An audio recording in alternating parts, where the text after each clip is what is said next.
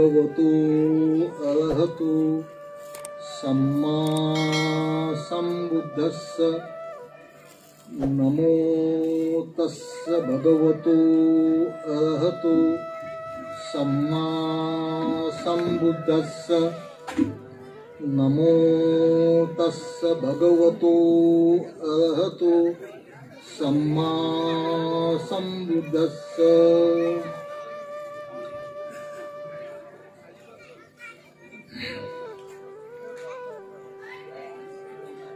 श्रद्धाय तरति ओघं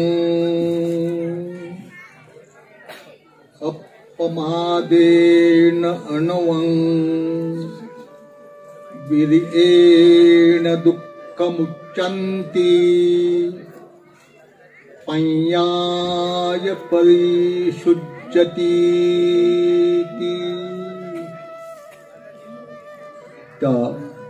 महान करुणिक विश्वशांतीदूत भगवान बुद्ध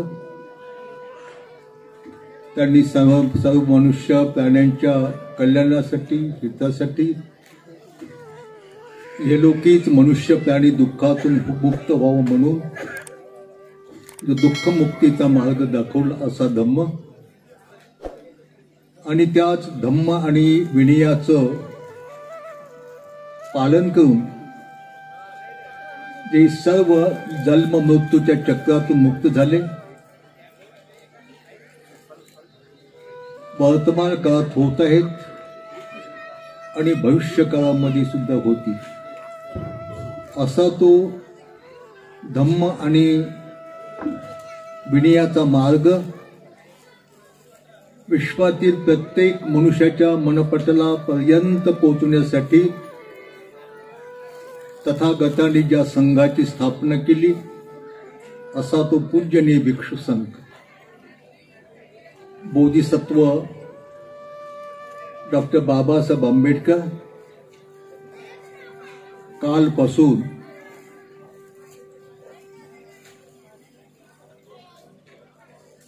तटस्थ बसून पूजनीय भिक्षू संघाच्या अमृततुल्य वाणीतून आपल्या कल्याणाचा हिताचा सुखाचा माणूस म्हणून जीवन जगण्याचा जो मानव धम्म श्रवण करत आहात ते सर्व धम्म उपासक उपासिका बालक तथा बालिकांनो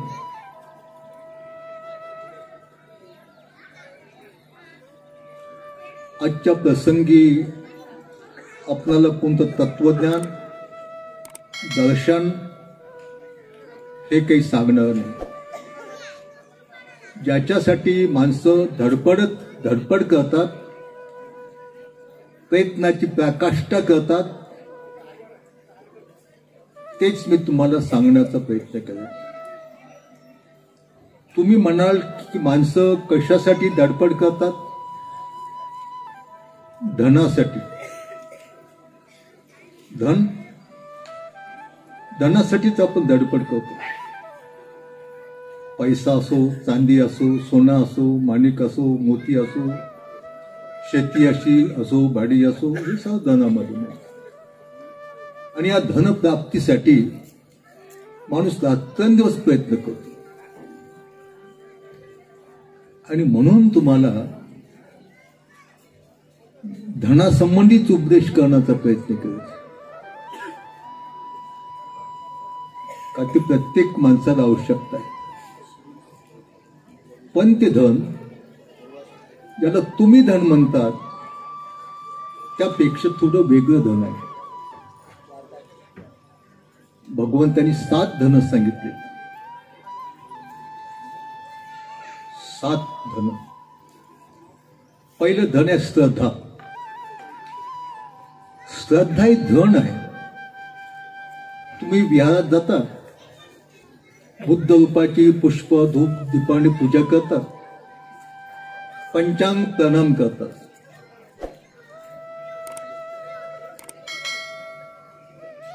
तर ही श्रद्धा आहे हे श्रद्धेचं धन आहे। श्रद्धा ही भावना नाही, केवळ श्रद्धा ही धन आहे. 7 धनापैकी धन, की ज्या धनाच्या साह्यानं बोधिसत्वाने बुद्धत्व प्राप्त केलं. श्रद्धा ही केवळ धनच नाही, श्रद्धा एक बल आहे, बल, शक्ती, ताकद. श्रद्धा ही केवळ बलच नाही, श्रद्धा ही इंद्रिय आहे. त्या श्रद्धा धनाच्या, श्रद्धा बलाच्या, श्रद्धा इंद्रियाच्या साह्याने बोधिसत्वाने बुद्धत्व प्राप्त करून ते बुद्ध झाले. स्वतः जन्म मृत्यूच्या चक्रातून मुक्त झाले आणि तोच दुःखमुक्तीचा मार्ग तथागताने संपूर्ण इहलोकी परलोकी असलेल्या मनुष्य, प्राणी आणि देवतांना शिकवलं. आपण त्याला साधं श्रद्धा म्हणतो, पण ही श्रद्धा हे धन आहे, धन. तुम्हाला एका गाथेमध्ये सुरुवातीला एक गाथा मी म्हटली, श्रद्धाय तरती ओघं. आपण श्रद्धा काय नाही, बुद्धविहारात जातो, बुद्ध रूपाच्या पाया पडतो, फुलं वाहतो, अगरबत्ती लावतो, संपलं आपलं. पण श्रद्धेने एका बोधिसत्वाने बुद्धत्व प्राप्त घेतले. जेव्हा सिद्धार्थ गौतम त्या पिंपळाच्या वृक्षाखाली ध्यान मनन चिंतन करत होते की संसारात दुःख काय, दुःखाची कारण कोणती, दुःखाचा निरोध कोणता, दुःखमुक्तीचा मार्ग कोणता, माणूस दुःखी का होतो, याचा मार्ग शोधण्यासाठी ते ध्यान मनन चिंतन करत होते. तेव्हा त्यांना त्यांच्या ध्येयापासून विचलित करण्यासाठी अनेक दुष्ट माराचं सैन्य त्यांच्या आघात करत होतं. त्यांना विचलित करण्यासाठी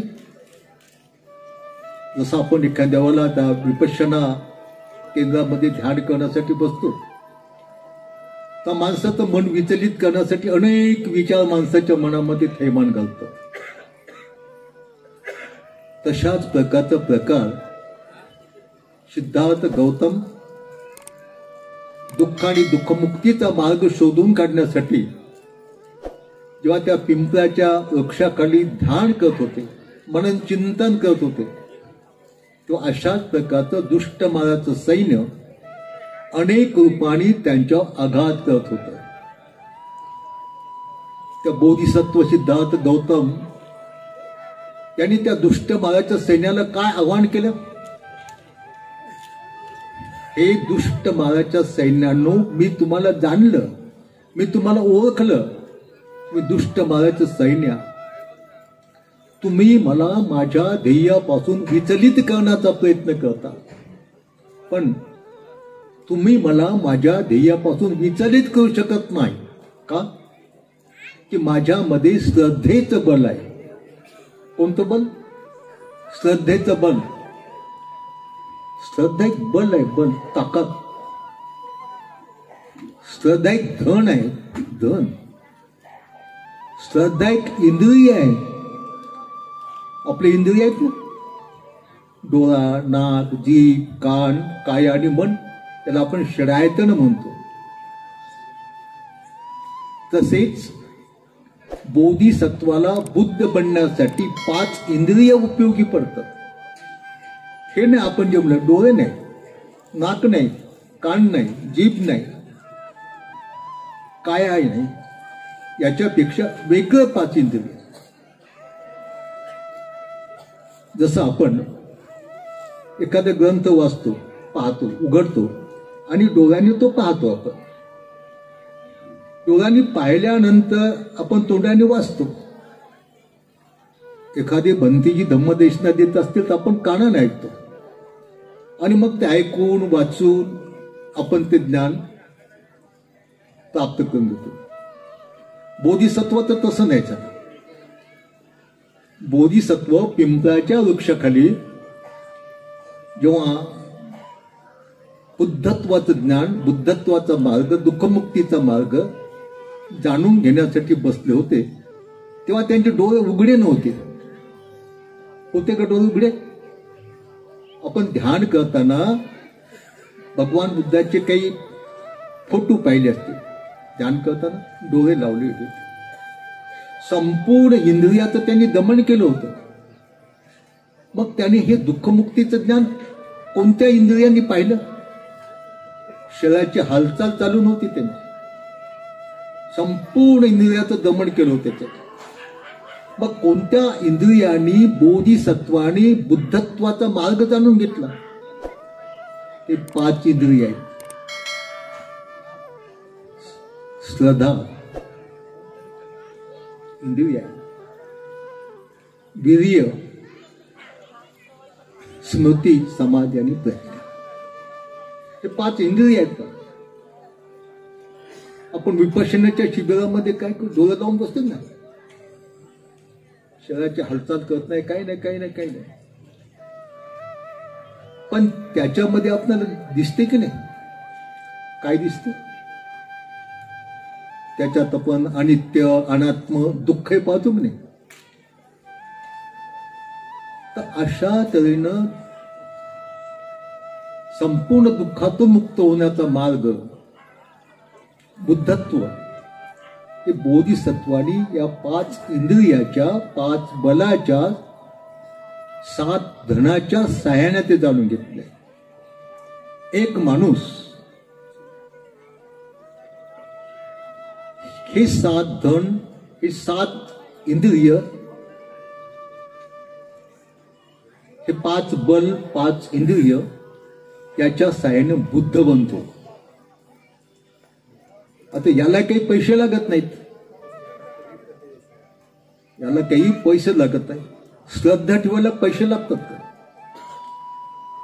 ठीक आहे, फुलं वाहायला, अगरबत्ती लावायला, मोमबत्ती लावायला पैसे लागतील. ज्याला श्रद्धा म्हणतात त्याला पैसे लागत नाहीत. ऐकले? म्हणजे बिना पैशाचं एक बोधिसत्व बुद्धत्वाचं ज्ञान हे 7 धन, 5 बल, 5 इंद्रिय याच्या साह्याने प्राप्त करतो. आणि बोधिसत्वच करतो असं नाही, ते करतो एक मार्ग आहे. जो त्या मार्गाने जाईल तो तिथे पोहोचेल. आणि म्हणून पहिल्यांदा आपण मानवी जीवनामध्ये श्रद्धेचं महत्व काय हे तुम्ही समजून घ्या. श्रद्धेचं महत्व काय साधं सुद्धा नाही ते. पण आपल्याला कुठं श्रद्धा, कुठं समज. याला जायचं, बुद्ध मूर्ती पुढे फुलं व्हायची, अगरबत्ती लावायची, मोमबत्ती लावायची, जळालेल्या त्या अगरबत्तीचा राख डोक्याला लावायची, कोणी तोंडात लावते, कोणी काय करते. ही काही श्रद्धा नाही. श्रद्धा एक धन आहे, धन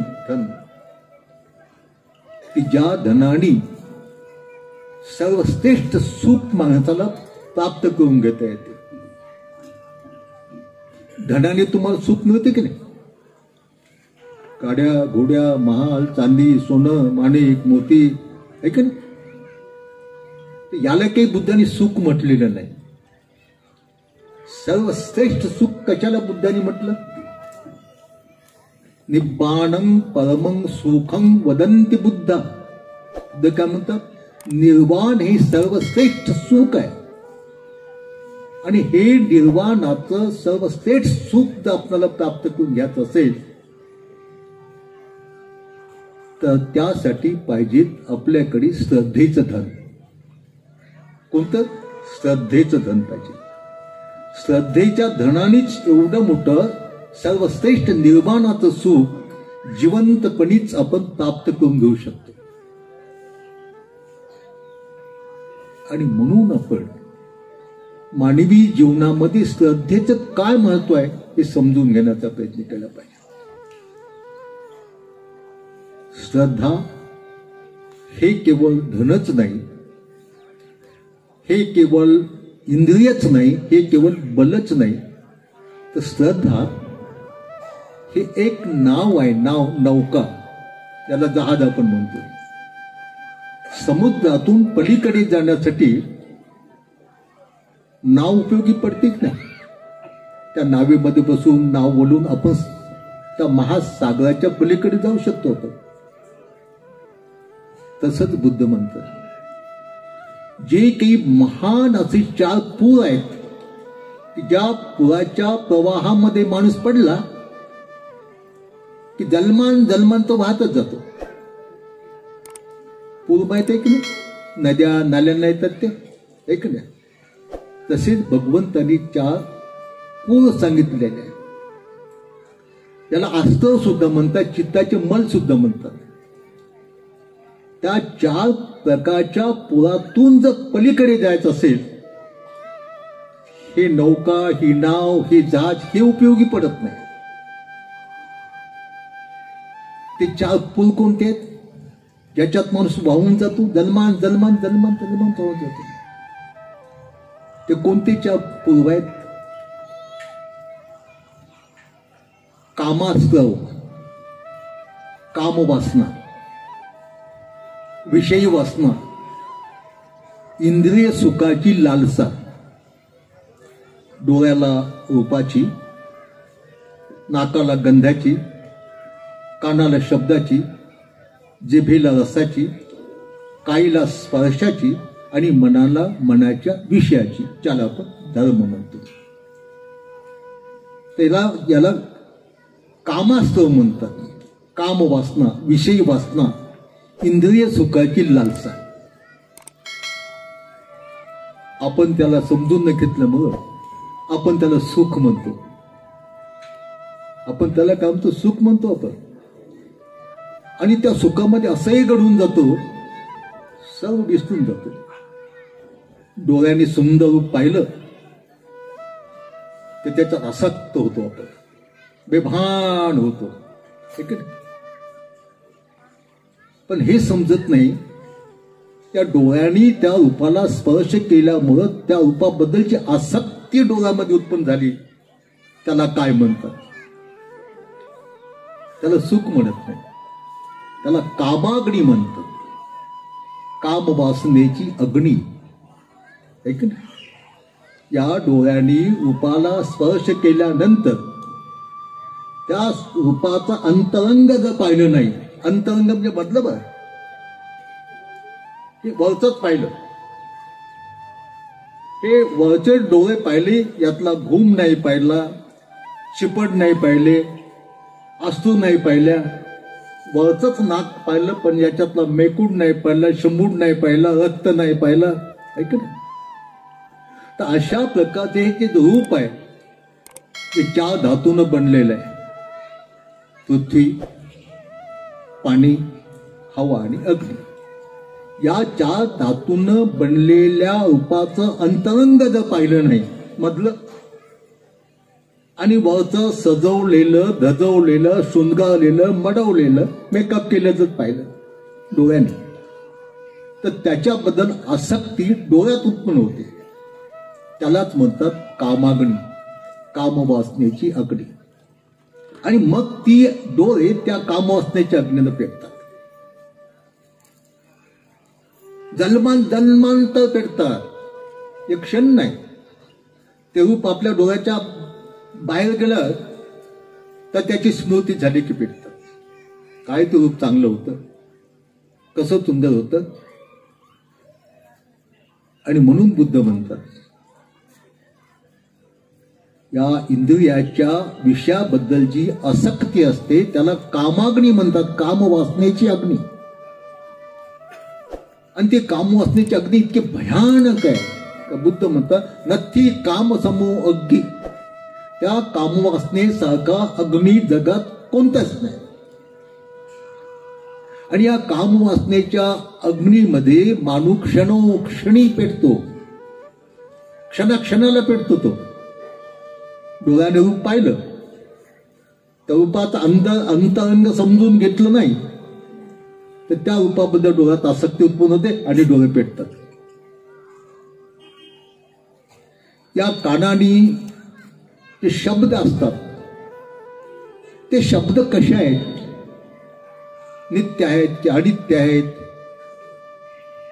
हे जर समजून घेतलं नाही तर या कानावर शब्द पडले असतात, हे कान शब्दाने पेटतात. भगवान बुद्ध म्हणतात, भिक्षुनो, जगात 2 रूप आहेत, एक स्त्रीचा आणि एक पुरुषाचा. त्या 2 रूपाच्या अंतरंगाला जर पाहिलं नाही आपण तर एकमेकाकडे खेचल्या जातात आणि एकमेकाला दाबून टाकतात. वास्तविक 2 रूपामध्ये असतेच काय? या आपल्या शरीरामध्ये काय, त्या डोक्याच्या केसापासून तर पायाच्या तळव्यापर्यंत काय त्यात रक्त, मांस, पूप, पेशा, पीत, कफ, लहू, मल, मूत्र, चरबी, याच्यापेक्षा काय? याच्यापेक्षा आहे काहीच नाही. पण या रूपाचा अंतरंग न जाणल्यामुळं त्याला आपण शुभ समजतो. शुभ आहे, चांगलं आहे.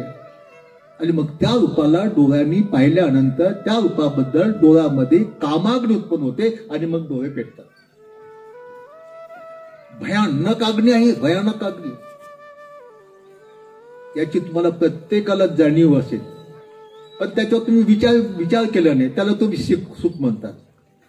की जसं एखादा माणूस अग्नीमध्ये पडून तो पेटलेला आहे आणि पेटत असताना तो हसतो, काय हे सुख, काय हे सुख, काही असो.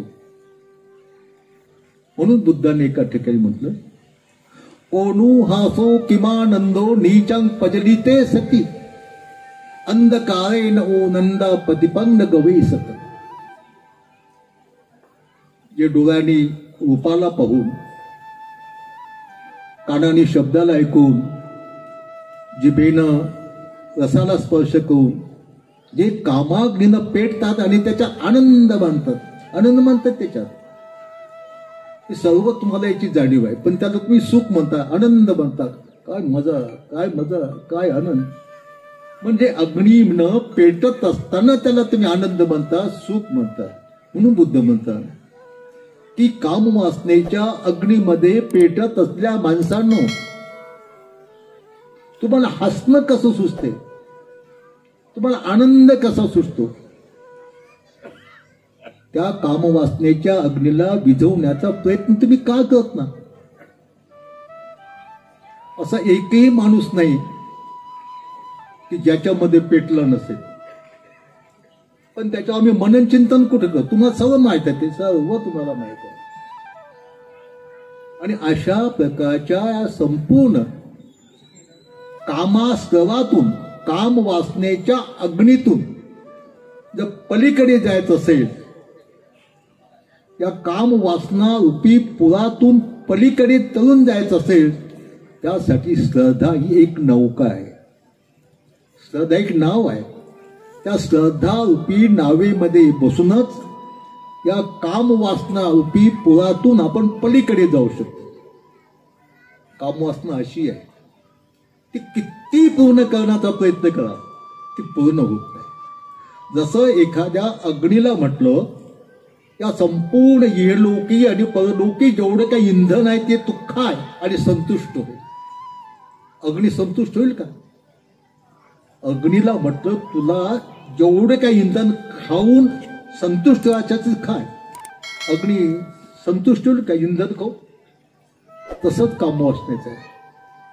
किती आपण काम वासनेला पूर्ण करण्याचा प्रयत्न केला, ती कधीच पूर्ण होत नाही, मरेपर्यंतही होत नाही. आणि मग शेवटच्या क्षणाला त्या कामाग्नीतून, कामवासनेतून काय उत्पन्न होते? कामास्त्रवातून, काम वासनेतून भववासना उत्पन्न होते. त्याला भवतृष्णा म्हणतात, भवास्त्रव म्हणतात, जन्माप्रती आसक्ती. अनेक अशा आपण पुराणात त्याच्यात कथा आपण ऐकतो. या जन्मात जरी मला हे मिळालं नाही तर पुढच्या जन्मात पाहिजे. म्हणजे त्या कामवासनेतून भववासना उत्पन्न होते, म्हणजे जन्माप्रती आसक्ती. आणि मग तिथं पुन्हा जन्म होतो. आणि बुद्ध म्हणतात, जन्म हेच दुःख. ते जन्मांचं चालते ते बोधिसत्व सिद्धार्थ गौतम आणि बुद्ध झाल्यानंतर आपल्या पूर्वच्या 547 जन्माच्या कथा सांगितल्या.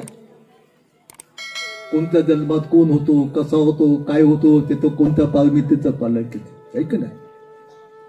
तर अशा प्रकारची कामवासना आहे, ते कामास्त्र आहे. आणि त्या कामास्त्रापासून भवास्त्र होते. भवास्त्र म्हणजे जन्मप्रती असत.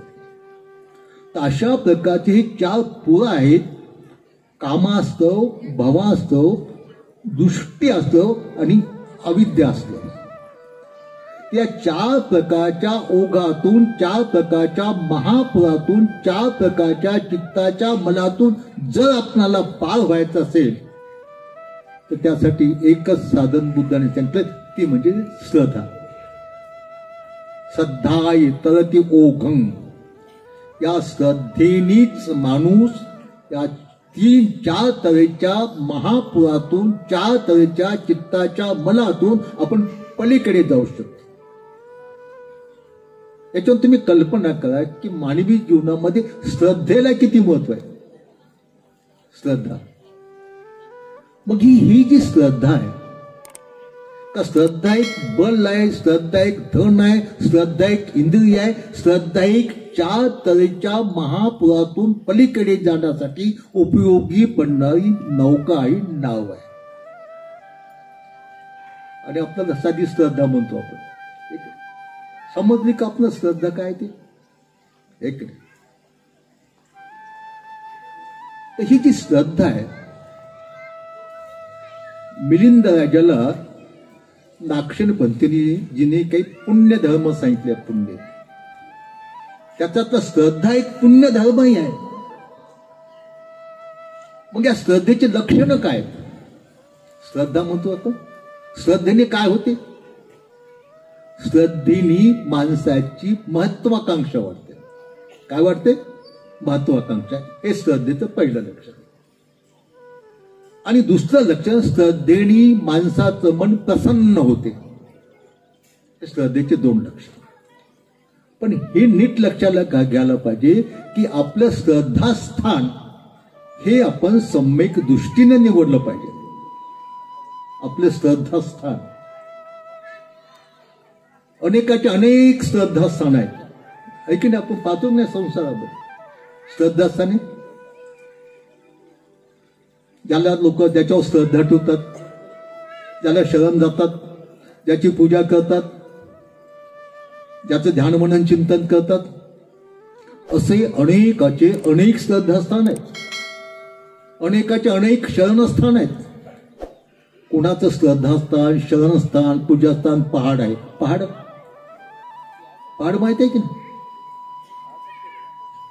कोणाची झाडं आहेत, कोणाचे झुडपं आहेत, कोणाच्या नद्या, कोणाच्या नाल्या, कोणाचे मंदिरं, कोणाचे गाढवं, कोणाचे डुकरं, कोणाचे कुत्रे, कोणाचे कोण.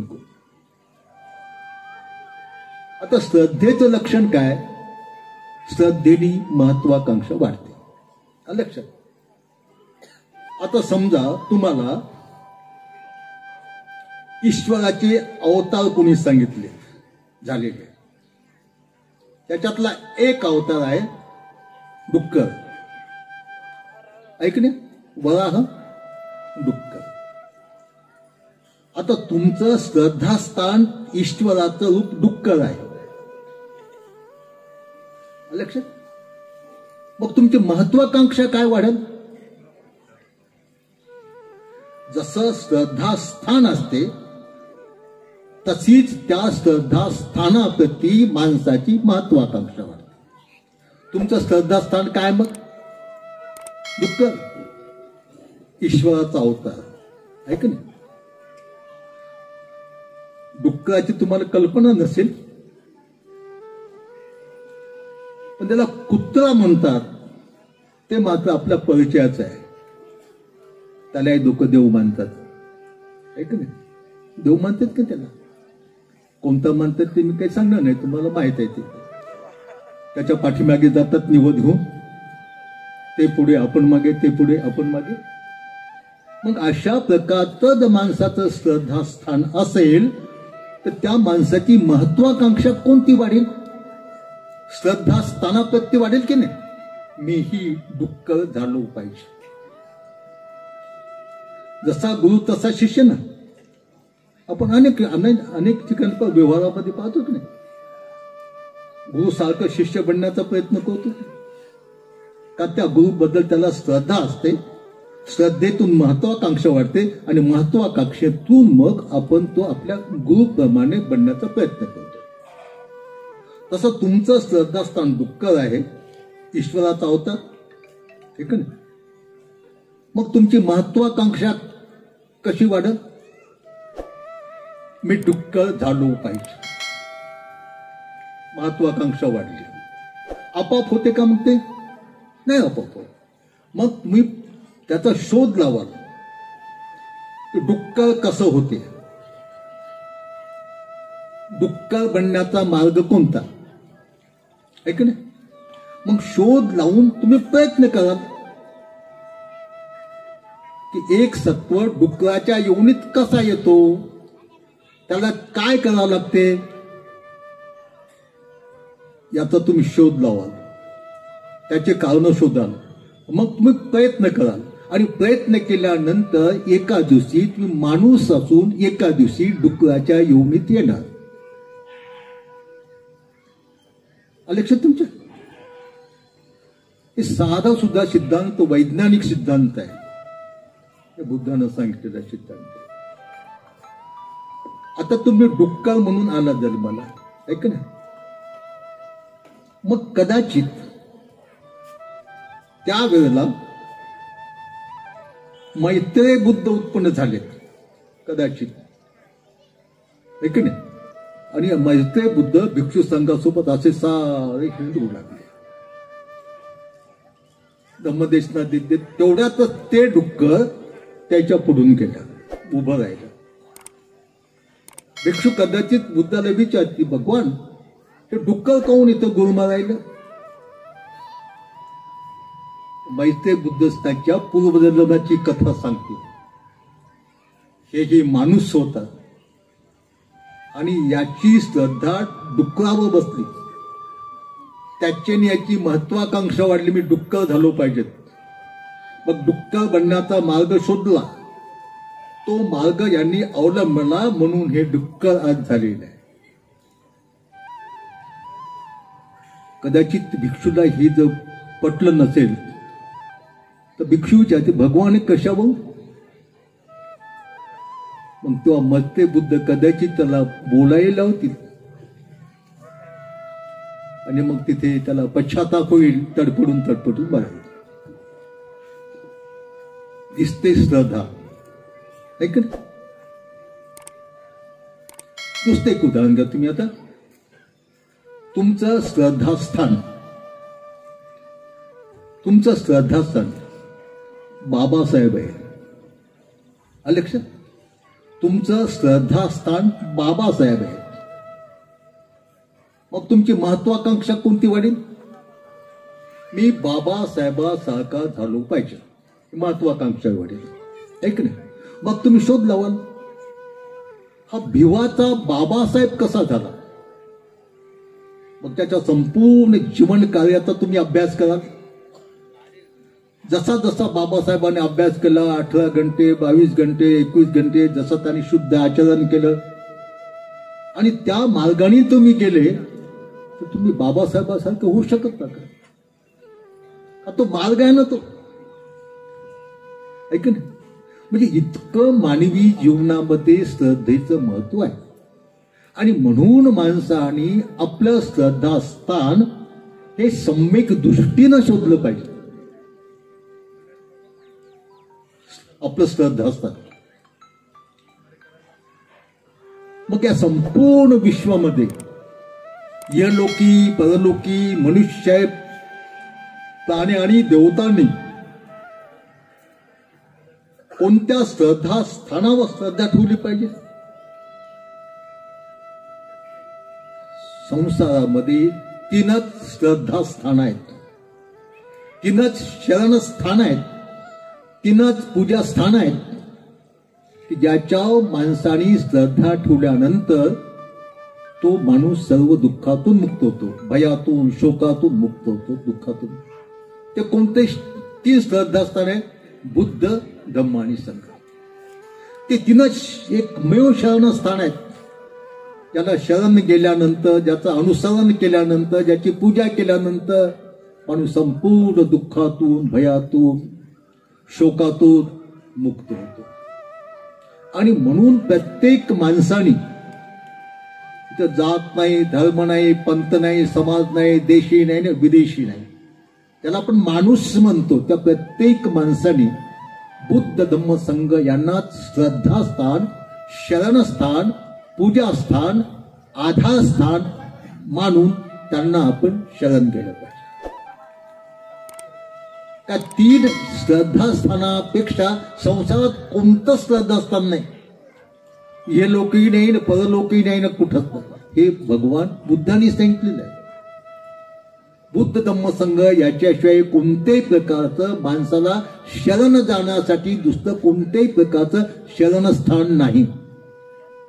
मग तुम्हाला दुःखातून मुक्त व्हायचं असेल, तुम्हाला सुखानं जीवन जगायचं असेल, सुखानं मरताना सुखानंच मरायचं असेल आणि मेल्यानंतर पुन्हा सुखानंच चांगल्या सुगतीला जायचं असेल, मग तुम्ही काय करा? बुद्धाला शरण जा, बुद्धावर श्रद्धा ठेवा, बुद्धाची पूजा करा, बुद्धाचं ध्यान, मनन, चिंतन करा की संपूर्ण तुम्हाला दुःखातून, शोकातून, भयातून, जन्म मृत्यूच्या चक्रातून मुक्त व्हायचं असेल तर मग तुम्ही काय म्हणा? हे तर फार सोपं आहे की नाही?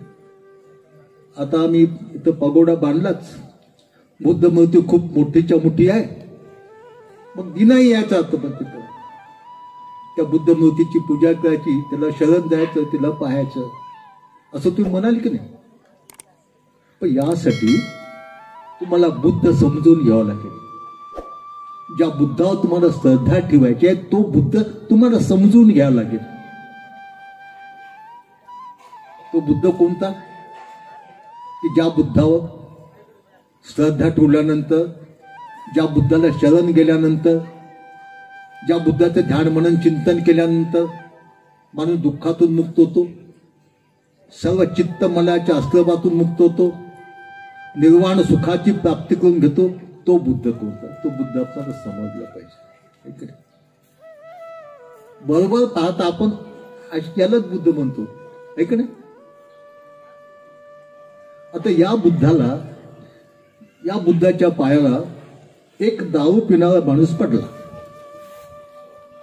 त्या बुद्धाचे पाय धरले त्याने, त्या बुद्धाचे पाय धरले का एवढे गुलाबाचे फुलं घेऊन त्याच्यावर टाकले, पण तो आहे दारू पिलेला, त्याचं कल्याण होईल का?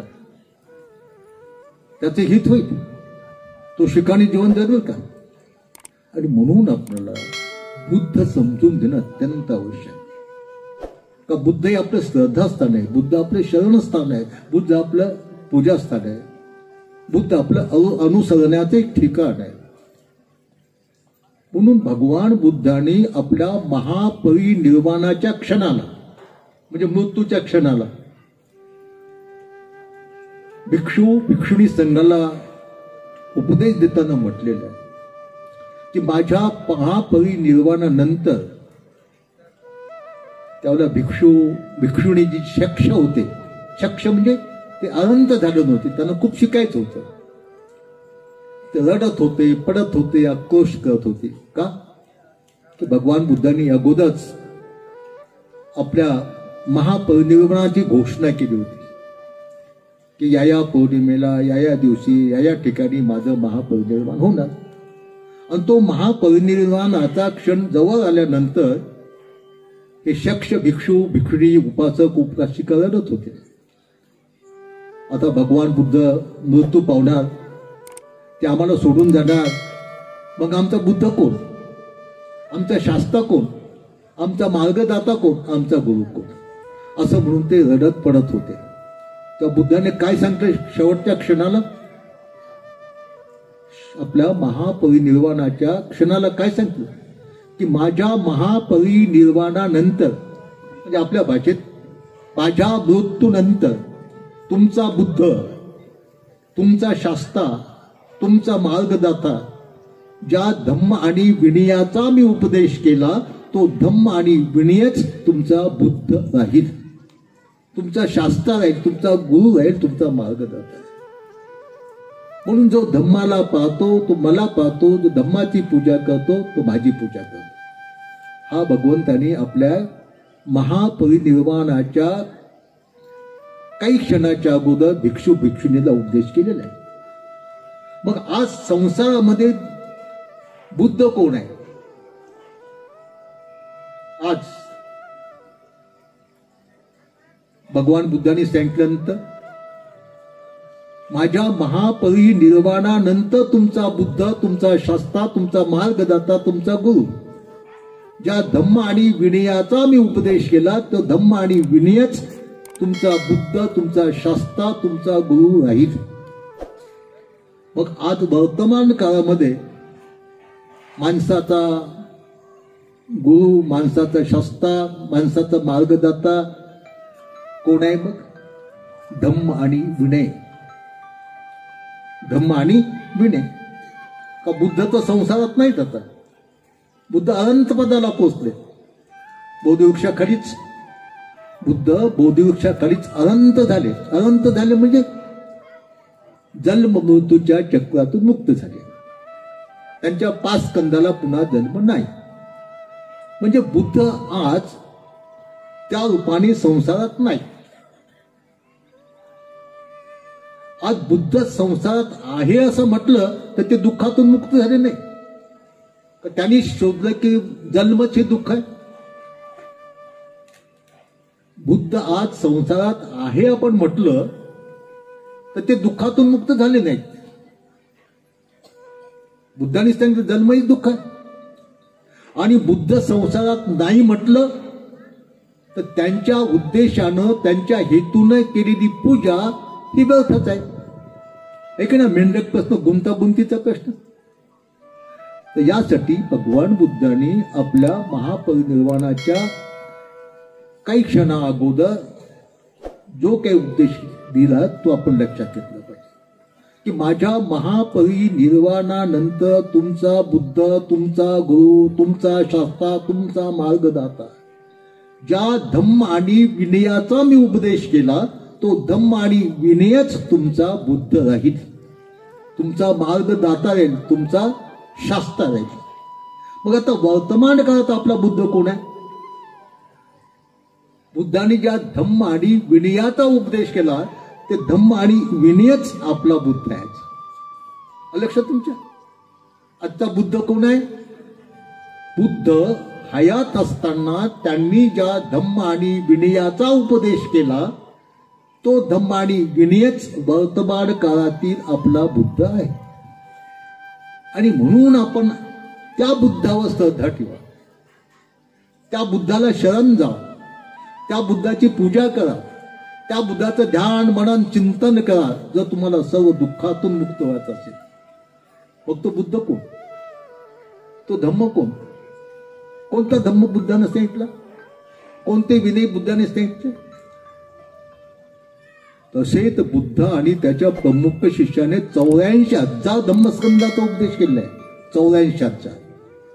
ठीक आहे. वयाच्या 35 वर्षापासून ते 80 वर्षापर्यंत. आता एवढा आपण धम्म जाणू शकू का?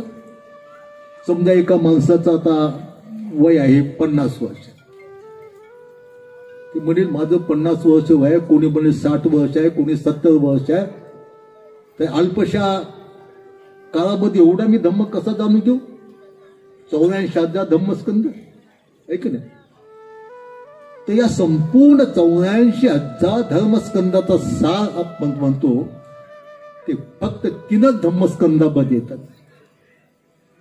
एक शील, समाधी, प्रज्ञा. लक्षात तुमच्या? शील, समाधी, प्रज्ञा. आता बुद्ध म्हणजे काय? बुद्ध का एक बोधिसत्व 37 बोधिपाक्षीय धर्माला जाणून त्याचं मनन चिंतन करून त्याची अनुभूती जेव्हा बोधिसत्वाला होते तेव्हा तो बोधिसत्व बुद्ध बनतो. म्हणजे बोधिसत्वाला बुद्ध म्हणण्याचा मार्ग कोणता आहे? 37 बोधिपाक्षीय धर्म. बुद्धानं काय सांगितलं महापरिनिर्वाणाच्या काही क्षणाच्या अगोदर? माझ्यानंतर तुमचा बुद्ध, मी ज्या धम्म आणि विनयाचा उपदेश केला तो तुमचा बुद्ध राहील. आणि एक बोधिसत्व बुद्ध बनण्यासाठी कोणत्या धम्माचं पालन करतो? 37 बोधिपाक्षे धम्म. म्हणजे वर्तमान काळातील बुद्ध कोण आहे तर 37 बोधिपाक्षे धम्म. लक्षात तुमच्या 37 बोधिपाक्षे धर्म. आता हे 37 बोधिपाक्षे धर्म तुमच्या ऐकण्यात नसतील, वाचनात नसतील, पण प्रत्येकाला माहित आहे.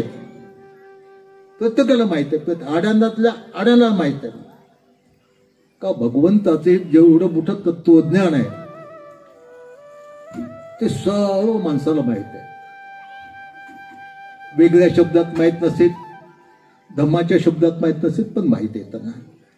मग हे 37 बोधिपाक्ष धम्म म्हणजे बुद्ध, 37 बोधिपाक्ष धम्म म्हणजे धम्म, आणि 37 बोधिपाक्ष म्हणजे संघ.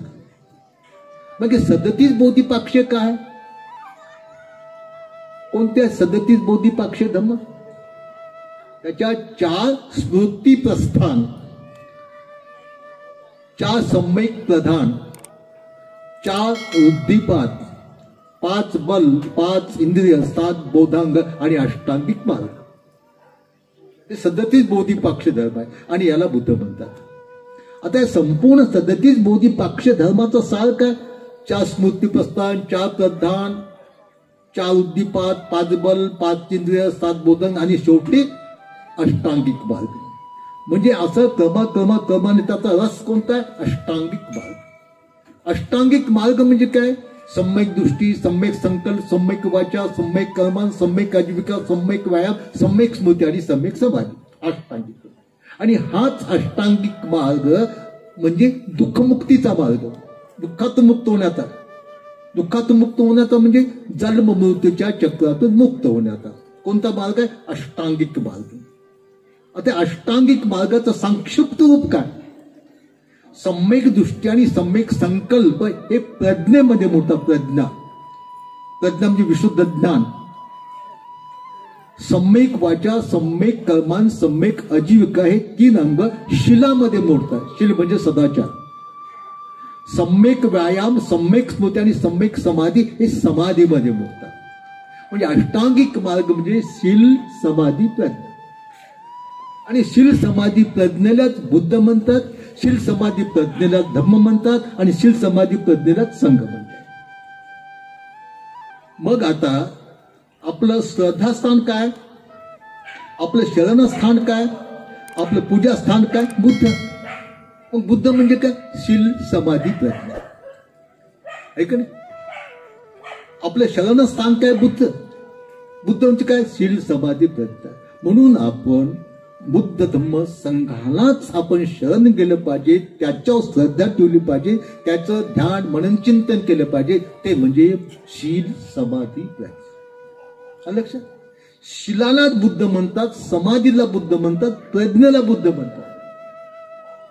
मग आपण त्याचं अनुसरण केलं पाहिजे. शरण जाणं म्हणजे पाया पडणं नाही, त्याचं अनुसरण करणं, त्याचा आधार घेणं. ऐक ना,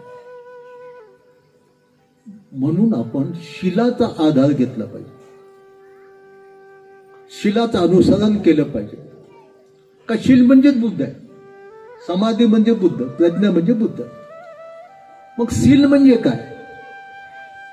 शील कशाला म्हणतात? मग आता आपल्याला आपलं श्रद्धास्थान काय? बुद्ध, धम्म आणि संघ. मग शील म्हणजे बुद्ध, धम्म, संघ. मग आपलं श्रद्धास्थान जर शील, समाधी, प्रज्ञा आहे तर त्याच्या प्रती आपल्या महत्वाकांक्षा वाढल्या पाहिजे. शील म्हणजे बुद्ध, समाधी म्हणजे बुद्ध, प्रज्ञा म्हणजे बुद्ध. आणि शील, समाधी, प्रज्ञा रूपी बुद्ध आपलं श्रद्धास्थान आहे. आता शील, समाधी, प्रज्ञा रूपी बुद्धावर आपली श्रद्धा आहे तर आपली महत्वाकांक्षा कशाबद्दल वाढत? शिलाबद्दल, समाधीबद्दल, प्रज्ञेबद्दल. शील काय? शील मी समजून घेतलं पाहिजे, शील मी जाणून घेतलं पाहिजे. आणि मग आपण समजून घेऊ की शील काय, समाधी काय, प्रज्ञा काय. शील समाधी प्रज्ञा रूपी बुद्ध समजून घेण्यासाठी आपल्याला काय करावं लागेल? मग ही शील समाधी प्रज्ञा रूपी बुद्ध याचं ज्ञान कोणाला आहे? याचा मार्ग कोणाला माहित आहे? मग आपण शील समाधी प्रज्ञा रूपी धम्म समजून घेण्यासाठी भिक्षू संघाला आपण शरण जाऊ. भिक्षू संघाला ऐक ना, त्यांना आपण जुते बनते शील काय, समाधी काय, प्रज्ञा काय, ऐक ना. आणि मग आपली श्रद्धा शिलाप्रती असल्यानंतर, शिलारूपी बुद्धाप्रती असल्यामुळं आपल्यामध्ये शिलाप्रती महत्वाकांक्षा वाढेल. आणि महत्वाकांक्षा वाढल्यानंतर आपण शील काय समजून घेण्यासाठी प्रयत्न करू. आणि तो प्रयत्न कसे आपण संघाला जाऊ, पण ते आम्हाला शील म्हणजे काय समजावून सांगावं. का शिलाबद्दल आपल्यामध्ये महत्वाकांक्षा उत्पन्न झाली ना, आणि ती महत्वाकांक्षा पूर्ण करण्यासाठी आपल्याला प्रयत्न करावा लागतो. शील काय, शील किती आहेत, शील कोणते आहेत. आणि मग आपण भिक्षू संघाला विनंती की बंदी आम्हाला शील समजावून सांगा, समाधी समजावून सांगा, प्रज्ञा समजावून सांगा, ऐक ना. आणि मग आपण शील रूपी बुद्ध समजून घेण्याचा प्रयत्न करू. शील म्हणजे काय, ऐक ना. शील हा बुद्ध आहे. शील हे माणसाचे शरणस्थान आहे. शील हे माणसाचं श्रद्धास्थान आहे. शील हे माणसाचं पूजास्थान आहे. शील रूपी बुद्ध हे माणसाचं मनन चिंतन करण्याचं स्थान आहे. मग आपण प्रयत्न करू की शील म्हणजे काय, शील कशाला म्हणतात. सामान्य शील आपल्याला माहिती आहे, पंचशील, अष्टशील, दशशील, ऐक ना. पंचशील, अष्टशील, दशशील हे सर्वसामान्य शील आपल्याला माहित आहे. पण याच्यापेक्षाही वेगळे काही शिलाचे प्रकार बुद्धाने सांगितलेले आहेत. याच्यापेक्षा वेगळे शिलाचे प्रकार सांगितले. बुद्ध ऐक ना, बुद्ध सदैव आपल्याला सोबत ठेवावं लागतो, ऐक ना. सदैव सोबत, सदैव सदैव चालता, बोलता, उडता, बसता, खाता, पिता, ऐक ना. जर तुम्हाला सुखाने जीवन जगायचं असेल तर. पण तो बुद्ध समजला पाहिजे. तो बुद्ध म्हणजे शील. आता शिलाचे प्रकार कोणते आहेत? हे पंचशील तर आहेत. प्राण्याची हिंसा करू नये, चोरी करू नये, व्यभिचार करू नये, खोटं बोलू नये, कोणत्याही मादक पेयाचं सेवन करू नये. अष्टशील आपल्याला माहित आहे. या पंचशीलपेक्षा वेगळे 4 शील आहेत. मध्याच्या नंतर भोजन करू नये, नाच गाणे वादे गंध पावडे धिक्याचा उपयोग करू नये, उच्चोच्चन महान अशा किमती असता झोपून याला अष्टशील उपोषक म्हणतात. याच्याही पेक्षा 4 शिलाचे प्रकार सांगितले आहेत. 4 शिलाचे ते कोणते आहेत? पहिला एक प्रकार आहे, आपण पाहतो बुद्ध. आपण काय पाहतो? बुद्ध. आपलं शरणस्थान, आपलं श्रद्धास्थान, आपलं पूजास्थान आपण पाहतो. पहिलं आपण श्रद्धास्थान तर पाहू लागेल ना. आपलं श्रद्धास्थान कोणतं, आपलं पूजास्थान कोणतं, आपलं शरणस्थान कोणतं, आपलं ध्यान मनन चिंतन करण्याचं आपलं ठिकाण कोणतं, हे तर पाहू लागेल ना. ते म्हणजे शील. शील म्हणजे बुद्ध. मग शिलाचे प्रकार 4 सांगितले आहेत. एक इंद्रिय संवादशील, दुसरं प्रत्यय सनिश्चितशील, तिसरं आजू पारिशुद्धीशील, आणि चौथं प्राप्तिमोक्ष संवादशील. हे शिलाचे 4 प्रकार. आता हे प्रकार तुम्ही ऐकल्यानंतर असं वाटेल की हे काय वेगळंच आहे. हे सर्व तुम्हाला माहिती आहे. इंद्रिय संवादशील म्हणजे काय? आपले जे इंद्रिय आहेत ना, षड आहेत. संवाद म्हणजे संयम, संयम म्हणजे ताबा, आहे की नाही. आपल्या इंद्रियावर ताबा ठेवणे, आपल्या इंद्रियावर संयम ठेवणे, आपल्या इंद्रियाला जिंकणे. आपला डोळा इंद्रिय ऐकणे, डोळा, नाक, जीभ, कान, शरीर आणि मन हे षड आहेत ना. या 6 इंद्रियावर संयम ठेवणे, त्याच्यावर ताबा ठेवणे, त्याला जिंकणे, याला म्हणतात इंद्रिय संवादशील. आणि या इंद्रिय संवादशीलाचं पालन करणं यालाच म्हणतात बुद्धंग शरणं गच्छामि. लक्षात. मग याचा डोळा आहे, डोळावर संयम कसा ठेवायचा? डोळावर, नाकावर संयम कसा ठेवायचा, जिभेवर कसा, कानावर कसा, शरीरावर कसं म्हणायचं. तर यासाठी आपल्याला हे समजून घ्यावं लागेल, हे जे षड आयतन आहेत आंतरिक, या आंतरिक षड आयतनाचे बाह्य 6 विषय आहेत. डोळाचा विषय रूप आहे, नाकाच्या विषयी गंध आहे, जिभेचा रस आहे, कानाचा शब्द आहे, कायेचा स्पर्श आहे आणि मनाचा धर्म आहे. ठीक आहे. म्हणजे या डोळ्यांनी रूपाला पाहिल्यानंतर, त्या रूपाला स्पर्श केल्यानंतर डोळे विचलित होऊ देऊ नये. त्याला म्हणतात डोळ्यावर संयम. ऐक नाही. आणि जर या डोळ्याचा संयम गेला, रूपाला पाहिलं आणि या डोळ्याचा संयम गेला की समजाय पाहिजे इंद्रिय संवर्षी रूपी बुद्ध तुमच्या डोळ्यातून निघून गेला. मग पा काय फजिती होते ते. प्रत्येकाला अनुभव आहे, तुम्हाला प्रत्येकाला अनुभव असेल. बुद्ध डोळ्यातून निघून गेला की काय फजिती होती माणसाची. डोळ्यातला बुद्ध म्हणजे कोणता? डोळ्यावर संयम. ऐक ना. आता तुम्हाला सांगतो, बुद्धाने सांगितलं जगात 2 रूप आहेत, एक स्त्रीचं रूप आणि एक पुरुषाचं. या 2 रूपाचं अंतरंग जर पाहिलं नाही मतलब मध्ये काय आहे ते अत्ती मस्मी कायो केसा लोमा नखा दंता त्वचा मसन, हे याच्यात जे आहे ते मधात जे आहे ते वरचं नाही. ते वरचं सजवलेलं मारवलेलं शृंगार हे नाही, त्याच्या म्हटलं. ऐक ना. आता हे जे डोळ्यांनी बाहेरचं रूप पाहिलं, काय म्हणतो आपण? पोरग म्हणतो काय पोरगी सुंदर आहे. ऐक ना. फार अवघड काम. एखाद्या पोरचं नाक नकट असलं ते म्हणते सर्व ठीक आहे, पण त्या पोरचं नाकच नकट आहे म्हणते. आता या नकट्या नाकाचा त्याचा काही संबंध आहे का? नाक श्वासोश्वास घेण्यात तिच्या नाकाची छिद्रच बंद झाली असते तर मग हिला काही मी पसंत करतो, मग तिला श्वासोश्वास घेण्यासाठी नाकाला छिद्र. म्हणजे हे जे आहे की हे रूप कसं आहे, याचा अंतरंग कसं आहे, हे न पाहता जर त्या रूपाला डोळ्यांनी पाहिलं तर त्या रूपाबद्दल या डोळ्यामध्ये आसक्ती उत्पन्न होते आणि मी डोळे त्या रूपाच्या आसक्तीवर पेटतात. म्हणजे त्याच्यातून बुद्ध निघून गेला. कोणता बुद्ध? इंद्रिय संवर्षी रूपी बुद्ध निघून गेला आणि मग त्याची डोळे काम वासनेच्या अग्नीनं पेटतात. खेड्याच्या भाषेत लोक त्या डोळ्यावर काय धुंदी आली का म्हणतात. धुंदी. तुझ्या डोळ्यात आंबील चढली का म्हणतात. ऐक, ते धुंदी आंबील म्हणजे काय? डोळ्यावरचा संयम गेला, डोळ्यावरचा ताबा गेला. तुम्हाला एक घडलेली गोष्ट सांगतो तुम्हाला.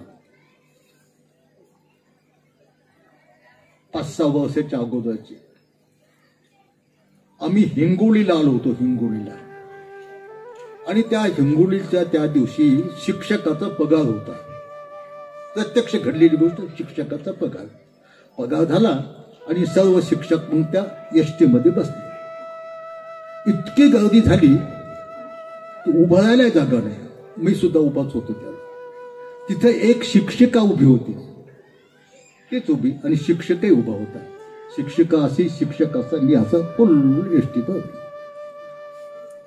तर ते शिक्षक होत ना, ते असं करत.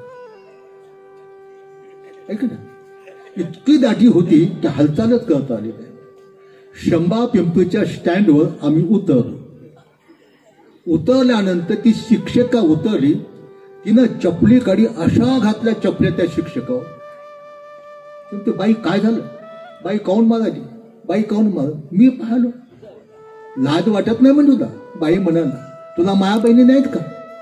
त्याला काहीच माहित नाही काय झालं. मी म्हणलं बाई काय झालं मॅडम? म्हणते महाराजाला लाज वाटत नाही का मला डोळे लावायला? त्याच्या पाहिले मी. पुन्हा कसं कसं. अरे बाई म्हणलं तुला तर लावला पण मला याला डोळा लावला. त्याचा डोळा लावायची सवय होती. काही का असे असेल तर काही काही लोक सवय होती, नैसर्गिक सवय. चपलीनं मार का खाल्ला? त्या बाईला वाटलं माझ्याकडे पाहूनच डोळा लावला. ते क्षमा नाही येतं. बिलकुल क्षमा नाही. इस्त्यामध्ये बोट घातल्यानंतर क्षमा असेल का? तुमच्या इंद्रियाचा संयम सुटला ताबडतोब. म्हणून आपण धम्म करतो यही पस्सिको. इथेच पा. तुम्ही केलेल्या चांगल्या का वाईट कर्माचे फळ इथेच भोगावे लागतात. म्हणून बुद्ध म्हणतात चक्खू न सबो साधू साधू. घाणेन सवरू साधू साधू, सोतेन सवरू साधू साधू, जिव्हाय सवरू साधू साधू, कायान सवरू साधू साधू, मनसान सवरू साधू साधू. डोळ्यावरचा, कानावरचा, नाकावरचा, जिभेवरचा, कायवरचा आणि मनावरचा संयम हा चांगला आहे. तर अशा तऱ्हेने इंद्रिय संवादशील हा शिलाचा एक प्रकार आहे. आणि इंद्रिय संवादशिलाला बुद्ध म्हणतात. किती सोपा बुद्ध आहे. विहारात जायचं काम नाही, सोबत आपल्या डोळ्यात बुद्ध असतं की नाही. एक क्षण डोळ्यातला बुद्ध गेला, बस दुसऱ्या क्षणाला कानावर संयम ठेवायचा. कानावर संयम ठेवायचं म्हणजे काय, कानात काही घालून काल बंद करायचं नाही. कानावर किती सुंदर शब्द पडले. बुद्ध म्हणतात भिक्षुनो, जगात दोन शब्द आहेत, एक स्त्रीचा शब्द आणि पुरुषाचा शब्द. या दोन शब्दाचं अंतरंग सत्य स्वरूप जर समजून घेतलं नाही तर एकमेकाकडे खेचल्या जातात आणि एकमेकाकडे दाबून टाकतात. जन्मान जन्मांतर आहे, एक जन्म नाही, जन्मान जन्मांतर शब्द. आता तरुण मुलीचे शब्द टेप करा. तरुणचे गोड असतात, आकर्षित असतात, आणि म्हातारपणात पुन्हा तिचे टेप करून तिला ऐकायला दाखवा. ते कबूल करतं का माझे शब्द माझे नसतेच म्हणते. म्हणजे हे शब्द कसे अनित्य जसेच्या तसे राहतात का. हे माहीत नसल्यामुळं माणसं त्या शब्दातच फसतात. काय गोड बोलते, काय हे बोलते, बस संपलं. मग कान पेटतात, ऐक नाही. मग कानातला बुद्ध गेलाय मग तडके ते जाई होतात, ऐक ना.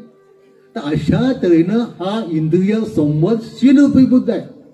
म्हणून आपण आपल्या सर्व इंद्रियावर संयम ठेवला पाहिजे, ताबा ठेवला पाहिजे, झाकण ठेवलं पाहिजे. आता तुम्ही म्हणाल हे कसं मग, याचा मार्ग बुद्धाने सांगितलेला आहे. आता एकाला डोळा संयमच राहत नाही, त्याचा सुंदर कोळीचं रूप पाहिले की डोळे विचलित होतात. मग त्याचा उपाय काय, त्याची चर्या कोणती आहे त्या माणसाची. त्याची चर्या रागचर्या आहे. काम वासना, रूपाबद्दल, शब्दाबद्दल, रसाबद्दल, गंधाबद्दल, स्पर्शाबद्दल काम वासना म्हणजे त्याची चर्या आहे रागचर्या. मग ते ज्याची रागचर्या आहे त्याच्यासाठी, त्याच्या संपूर्ण इंद्रियावर संयम राहण्यासाठी त्यांनी काय केलं पाहिजे, त्यांनी बुद्धाचं ध्यान केलं पाहिजे. कोणत्या बुद्धाचं, बुद्धानं जो धम्म सांगितलं त्या बुद्धाचं. संपूर्ण इंद्रियावर संयम, त्याला रूपाबद्दल खूप आसक्ती आहे, तर त्या रूपाला पाहिल्यानंतर त्याच्या डोळ्यावर संयम राहिला पाहिजे. यासाठी त्यांनी कोणत्या बुद्धाचं स्मरण केलं पाहिजे, कोणत्या धम्मरूपात बुद्धाचं. कायेन स्मृती केली पाहिजे, अशुभ भावना केली पाहिजे. कायेन स्मृती म्हणजे या शरीरामध्ये काय आहे, याच्याकडे पाहूनच त्याच्या डोळ्यात आसक्ती उत्पन्न होते ना, त्या रूपाला पाहून.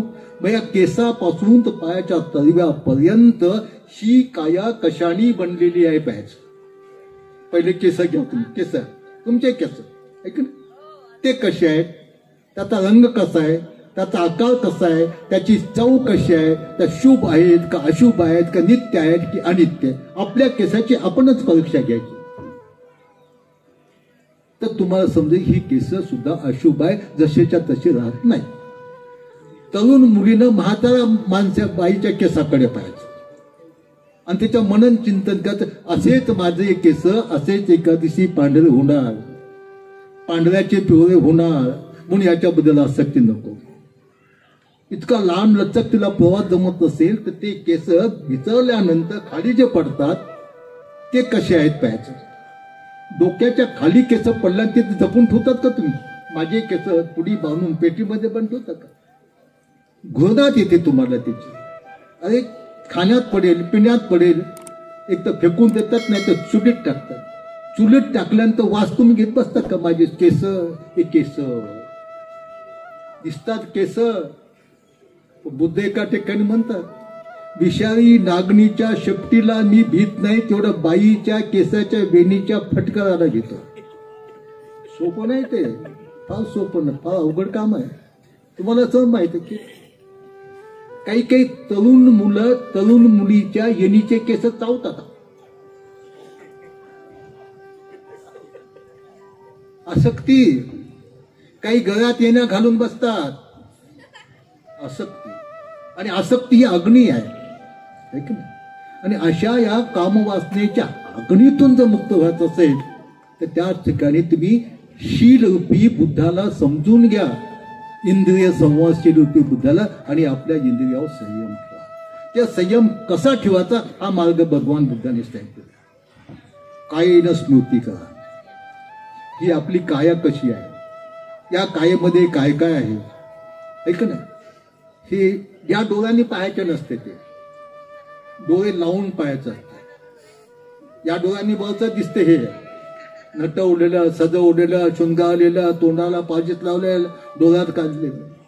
या डोळ्याने हे दिसत नाही सर, ते डोळे लावून ते दिसते. ठीक आहे. या शरीरात काय रक्त आहे, मांस आहे, पू आहे, पेशाब आहे, पीत आहे, कप आहे, लोह आहे, मल आहे, मूत्र आहे, चरबी आहे, मूत्र आहे. तर पुन्हा पुन्हा पुन्हा पुन्हा त्याचं मनन चिंतन केल्यानंतर आपल्या मध्ये जे आहे ते आपल्या समोर दिसते, आपल्या समोर दिसते, आपल्या समोर डोळे लावून ते त्या बदलूनच असं कायच आपल्या बदलच समोर दिसते. जसं एखादा एक्सरे काढल्यानंतर दिसते ना, तसं त्याच्यात ते हे दिसते हाडकं फिडकं, ज्याचं सगळं त्याचे मांस कसं आहे, हाडकं कुठं आहे, तर विष्ट कुठं आहे, कलेजा कुठं आहे, यंकुत कुठं आहे, मूत्र कुठं आहे, हे सर्व दिसते. आणि हे दिसल्यानंतर मग तो माणूस त्याला कवटाल का? आता तुमचं तोंड आहे ऐकन, तोंड पोरग पोरीच्या ओठाचा मुका घेतो, इथे चुंबन झालं म्हणतात, तेव्हा त्यांना थुकलं तर काही काही मूर्ख चाटतात, ते चाटतात, ते चाटतात. हे सर्व अज्ञान आहे. याचं अज्ञान आहे ना, सहसा अज्ञान आहे. आणि याच्यातून मुक्त होण्याचा मार्ग सुद्धा बुद्धानं सांगितलंय, ते लक्षात काही नसणे. या रूपाबद्दल डोळ्याला आसक्ती उत्पन्न होऊ नये म्हणून या रूपाचं सत्य स्वरूप आपण जायचं, त्याचा श्री कायेन स्मृती केली. म्हणून बुद्ध म्हणतात, जो मनुष्य कायेन स्मृतीचा अभ्यास करतो तो निम्मे निर्वाण पद प्राप्त करतो. निम्मे निर्वाण पद, अमृत पद. आता हे सांगणे सोपं आहे, आम्हालाही सांगणं सोपं आहे, सहज सोपं आहे, पण प्रत्यक्ष आपण कृती केली पाहिजे. याच्याही नंतर रूपाबद्दल जी आसक्ती डोळ्यात उत्पन्न होते ती नष्ट करण्यासाठी कायेन स्मृतीच्या वेगळ्या आणखी आहे अशुभ भावना. अशुभ भावना आपण केली पाहिजे. कशी? समजा एक स्त्री, तरुण मुलगी मेलेली आहे, तिला गाडलं आणि गाडल्यानंतर एखाद्या उदानं काढलं. उदा म्हणजे ते प्राणी उकळून काढते, खाल्लं, गिताडानं खाल्लं, ते खाल्लं, ते पाहिलं पाहिजे. माझे शरीर असंच होणार आहे, असेच वरंबा खाणार, कोणी खाणार, हे सडणार, याचा वास येणार, इथे नाही वाच. 2 दिवस तर मेलेला मुर्दा आपल्या ठेवल्यात, त्याच्यावर मनन चिंतन करतं आणि मग आपल्याला या रूपाबद्दल आसक्ती राहत नाही. त्याला म्हणतात इंद्रिय संवाद. तर अशा त्यानं पहिल्यांदा बुद्ध समजून घ्या. बुद्ध समजून घेण्यासाठी विहार असते. विहार म्हणजे शाळा आहे बुद्ध समजून घेण्याची. आणि एकदा बुद्ध समजला मग तो सोबतच आपल्या डोळ्यात, नाकात, कानात, हातात, पायात, जिभेत, मनात पूर्ण बुद्ध. आणि थोडा एक क्षण जरी बुद्ध गेला की दुसऱ्या क्षणाला त्याचं प्रायश्चित्त भोगावं लागतं. त्याचं माफत नाही तिथं. किती आहे बुद्ध, किती सोपं आहे. चालताना सोबत, पाहताना सोबत, ऐकताना सोबत, खाताना सोबत. एवढंच नाही, बुद्धानं जो मार्ग शिकवला त्याला बुद्ध म्हणतात धम्म आणि विनय. धम्म म्हणजे शील समाधी प्रज्ञा, विनय म्हणजे कसं वागायचं, चालायचं कसं, बसायचं कसं, खायचं कसं, झोपायचं कसं, मुतायचं कसं, हागायचं कसं, इतकं बुद्धाने शिकवलेलं आहे. लघवी कशी करावी, संडासला कसं बसावं, किती अवघड आहे. एक बुद्ध आपल्याला अनंत पदाचा मार्ग शिकवतो, एक बुद्ध निर्वाण पदाचा मार्ग शिकवतो, एक बुद्ध शिकवतो नख कसे काढले पाहिजे, लघवी कशी केली पाहिजे, डोक्याची केस कसे ठेवले पाहिजे, घास कसा बनवला पाहिजे. घास ऐक ना, जेवताना घास कसा बनवला पाहिजे, त्या घासासोबत वरण किंवा भाजी किती घेतली पाहिजे, ते घास कसा बनवून तोंडात कसा टाकला पाहिजे, तोंडात टाकल्यानंतर चावला कसा पाहिजे आणि चावल्यानंतर गिळला कसा पाहिजे. एक बुद्ध अनंत पदाचा मार्ग शिकवतो, एक बुद्ध निर्माण पदाचा मार्ग शिकवतो, आणि एक बुद्ध लघवी कशी करावं, संडास कसं करावं, नख कसे काढावं, जेवावं कसं. ऐक ना, तुम्ही जेवताना बुद्ध तुमच्या सोबत नसू द्या, काय होते फजिती पहा. बुद्धाने सांगितलं कसं जेवायला पाहिजे, याप्रमाणे आपण जेवलो नाही तर अनेक उपमा आपल्याला मिळतात. माणसासारखा जेव, ढोरासारखा जेवू नको, पुढे पाहून जेव, असं तसं. ऐका ना, आणि म्हणून आमच्या विनयमध्ये आहे ते सामन्याच्या 75 शेकीयेमध्ये जेवताना घास कसा बनवावा, तोंडात कसा टाकावा, टाकल्यानंतर कसा चावावा, आणि तोंडात घास असल्यानंतर बोलू नये. का ती जेवायची अशी ना स्मृती, मी जेवत आहो, स्मृती, आणि स्मृती म्हणजे बुद्ध. इथं का तोंडात घास आला, मोबाईल की हॅलो हॅलो, बुद्ध नाही. बुद्ध इतका सोपा आणि इतका अवघड आहे तुम्हाला. आणि म्हणून इंद्रिय संवादशील याला बुद्ध म्हणतात. म्हणून आपल्या संपूर्ण इंद्रियावर संयम ठेवला पाहिजे. त्याच्यानंतर दुसरा बुद्ध कोणता आहे, शिरूपी बुद्ध, प्रत्ययी सनिश्चितशील बुद्ध.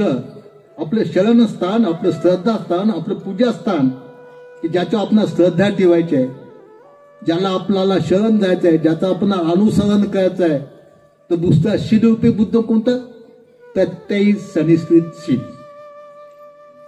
माणसाला जीवन जगण्यासाठी 4 प्रत्ययाची आवश्यकता आहे.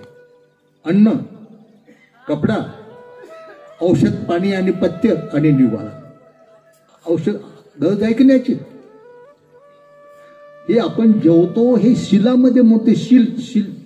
शील म्हणजे पंचशीलच नाही, तर त्याला प्रत्यय सनिश्चितशील म्हणतात. आपण जेवतो त्याला.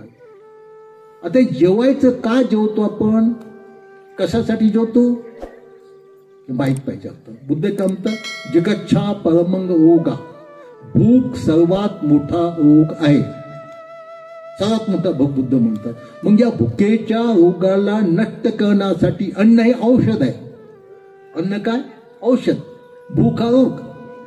मग अन्न हे औषध म्हणून आपण घेतलं पाहिजे, आहे की नाही. जर अन्न औषध म्हणून घेतलं नाही मग काय होते तुम्ही पाका, आहे की नाही. म्हणजे प्रत्यक्ष त्याचा अनुभव येते ना. अन्न म्हणून आता औषध किती घेतो आपण, डॉक्टरनं सांगितल्याप्रमाणेच औषधाच्या मात्रा घेतो का नाही. डॉक्टरनं सांगितलं सकाळी 1 गोळी घेत जा, संध्याकाळी 1. आपण म्हटलं एकदाच 10 गोळ्या घेऊ, रोग तर बरा होतच नाही, पण रिॲक्शन होऊन त्याने ते मरते माणूस. डॉक्टरने 1 गोळी घ्यायची सांगितलं, आपण नेहमीच घेतो, रोग बरा होत नाही, ऐक ना. म्हणून जेवण, आपण जेवणाच्या मात्रा जाणून घेतल्या पाहिजेत. ते बुद्ध आहे. आपल्याला भूक लागली, आपला आहार किती आहे, आपण किती घेतला पाहिजे तिथे नाही. ते पाहुण्याचे ते आता आमची पद्धत तशीच असते. काय काय जेवताना काही काही उपासक उपास असा आग्रह करतात, असा आग्रह करतात, बस, ऐक नाही. मग काय पाहिजे होती ज्याचं त्याला माहित आहे. पाहुण्याच्या इथे गेल्यानंतर काय पाहिजे होते, औषध. अन्न हे औषध आहे. ते जिभेची चव, जिभेची चोचले पुरवणार नाही, ते औषध आहे. आणि औषधाच्या मात्रा जाणून आपण घेतल्या पाहिजे. आज काय अवस्था होत आहे, ज्याच्या त्या खायला खूप आहे, ऐक ना, बसा येत नाही. बौद्ध लोकांनी तर याचं पथ्य सांभाळलं पाहिजे. आपल्याला पंचांग प्रणाम करावा लागतो, गुडघे टेकून. या शिलाचं पालन केलं नाही तर मांस वाढते, ढेरी वाढते, गुडघे टेकता येत नाही. तरुणाला बरं, म्हातारा तो सोडून द्या. आपल्या हातानं आपली फजिती. आणि ते काय ताकद असते का, ते ताकद नसते. ते आणि म्हणून आपण भोजनाच्या मात्रा जाणून जेवण केलं पाहिजे. ते इंद्रिय शिलामध्ये मोडते. ते शील आहे. ती जिभेची चटक अशी आहे, संपूर्ण विश्व खाल्लं ते जिभेची चटक पूर्ण होत नाही. आणि ते आहे की इतकी एवढीच आहे, इकडे काहीच नाही. ते ऐक ना, एकदा एका साहेबाचे तर मला जेवायला सांगितलं होतं. तेव्हा मी भिक्षा मागत होतो. एक्झिक्युटिव्ह इंजिनियर होते. मोठ्या श्रद्धेने जेवायला सांगितलं त्यांनी. मी भिक्षा मागत होतो. म्हणलं साहेब येतो तुमच्या इथं, मी अंगणात उभं राहील, माझ्या भिक्षा पात्र टाका. तेव्हा बाईनं असा स्वयंपाक केला, 10-15 भाज्या ये ते अशा साऱ्या आणल्या. मग मी उभा राहिलो, एक भाजी घेतली वाटी की याच्या ते वाटी. ती बाई रडली. मधात गेल्यानंतर बसतो, काय म्हणून बंद. मोठ्या श्रद्धेने मी तुम्हाला भोजन केलं होतं. म्हणलं काय झालंय? म्हणजे सर्व तुम्ही एकत्रच टाकलं. म्हणजे हे बाहेर वाटे आहेत का पोटात वाटे आहात का? जिभेची चटक, जिभेची चटक अशी आहे, माणसाला जाळते, पेटवते, जन्मांत ते पेटवते. आणि म्हणून भोजन घेताना प्रत्यय सनिश्चित शील या शिलाचं पालन केलं पाहिजे. प्रत्यय सनिश्चित शील हे बुद्ध आहे ना. म्हणून म्हणतात भोजनाच्या मात्रा जाणून भोजन घेतलं पाहिजे. जेवताना मग आपल्या पोटाचे 4 भाग करा. निम्म्यात अन्न, तिसऱ्यात पाणी आणि एक भाग हवेसाठी खुला. इतका भाग जर अन्नानेच भरून घेतला तर पाणी कुठं प्यावा आणि हवा कोण इकून जाईल? हा विज्ञानाचा सिद्धांत नाही. ऐक मग म्हणता आम्लपित्त झालं, ऍसिडिटी झाली. ती झाली नाही, आपण करून घेतली. आपोआप काय होतं? आपोआप काहीच होत नाही. आपण बुद्धाला विसरलो म्हणून ती ऍसिडिटी झाली, आम्लपित्त झालं. बुद्धाला विसरलं ना आपण. बुद्ध म्हणजे हे शील. भोजन किती घ्यावं, कोणतं घ्यावं, कशा प्रकारचं घ्यावं, आग्रह केला म्हणजे काही घ्यायचं का? आपल्याला आपलं समजत नाही का? याला म्हणतात बुद्ध. त्याच्यानंतर हा कपडा. कपडा ही शिलामध्ये मोडते. कपडा कशासाठी आहे? आता तुम्ही आम्हाला भोजनदान देता. भोजनदान दिलं तर आम्ही काहीतरी गाथा म्हणतो. तिचा अर्थ काय गाथेचा? जुन्या भुकेच्या वेदना नष्ट करून नवीन भुकेच्या वेदना निर्माण होऊन नाही म्हणून आम्ही भोजन करतो.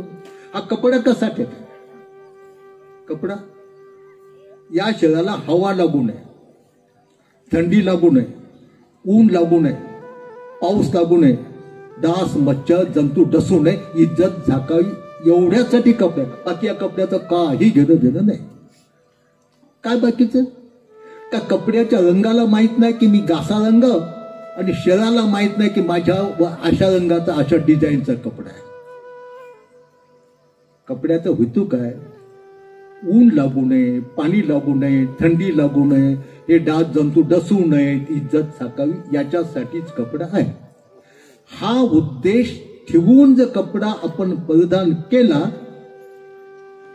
तर तो कपडा नाही तर ती अग्नी असते. ती माणसाला पेटवते. कपडा पेटवते माणसाला. तुम्ही म्हणाल केव्हा पेटते? चुलीपाशी बसल्यानंतर, विस्तव लागल्यानंतर, किंवा त्या गॅसचा भडका झाल्यानंतर. ते नाही, ते तर कधी कधी असते, एखाद्याच्या जीवनात होते नाही. पण हे कपड्यात माणसाला क्षणाक्षणाला पेटवते. त्या कपड्याबद्दल आसक्ती आहे का नाही? या डिझाईनचा, त्या याचा, या क्वालिटीचा, त्या क्वालिटीचा, आणि काही नाही. त्या कपड्याचा उद्देश काय? तर अशा तऱ्हेनं हे प्रत्येक हे जे शील आहे, प्रत्येक स्थित शील आहे, इंद्रिय संवरशील आहे, आजू पारिशुद्धीशील आहे. हे शील म्हणजे बुद्ध. आणि याला समजून आपण त्याचं आचरण केलं की तो बुद्ध आपल्या सोबतच आहे की नाही? आणि याचं समजून याचं आचरण केलं नाही की बुद्ध आपल्या सोबत निघून जातात. बुद्ध चालताना बुद्ध सोबत पाहिजे. चालताना ज्याला आपण कायन स्मृती म्हणतो, की चालत आहो.